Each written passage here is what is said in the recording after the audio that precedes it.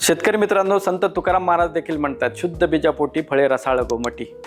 पूर्वीपासून संतांनी देखील शुद्ध आणि जातिवंत बियाण्याचं महत्त्व विशद केलेलं आहे. तर यामुळं जे शुद्ध आणि जातिवंत बियाणं संशोधन संस्थांनी विकसित केलेलं आहे, तेच बियाणं जर शेतकऱ्यांनी वापरलं तर चांगल्या उत्पादनाची हमी त्यांना मिळू शकते. कांदा आणि लसूण संशोधन संचालनालयाने 4 लाल रंगाचे वाण विकसित केलेले आहेत. ते खरीप हंगामासाठी उपयुक्त आहेत. त्यामध्ये भीमा सुपर हा एकल किंवा एक केंद्र असलेला असा वाण आहे.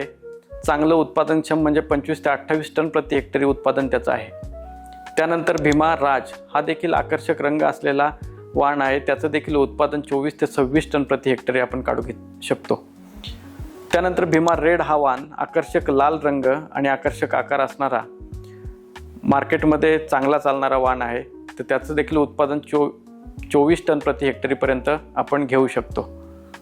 आणि भीमा डार्क रेड हा गडद लाल रंगाचा, पावसाला आणि रोगाला प्रतिकारक असा वाण आहे. याचं देखील उत्पादन आपण 22 ते 24 टन प्रति हेक्टरी घेऊ शकतो. याशिवाय लाल रंगाच्या वाणांमध्ये महात्मा फुले कृषी विद्यापीठाने फुले समर्थ ही कमी दिवसात येणारा वाण म्हणजे 85 ते 90 दिवसात येणारा हा वाण आहे. याचं देखील उत्पादन 20 ते 25 टन प्रति हेक्टरी आपण घेऊ शकता. यानंतर बसवंत 780 हा देखील वाण महात्मा फुले कृषी विद्यापीठाने विकसित केलेला आहे. हा सुद्धा चांगला उत्पादन देणारा आपल्याला वाण आपण घेऊ शकतो. या सर्व वाणांचं बियाणं कांदा आणि लसूण संशोधन संचालनालय तसेच महात्मा फुले कृषी विद्यापीठात देखील उपलब्ध आहे. तर सर्वांनी याचा वापर करावा व चांगल्या उत्पादनाची हमी घ्यावी.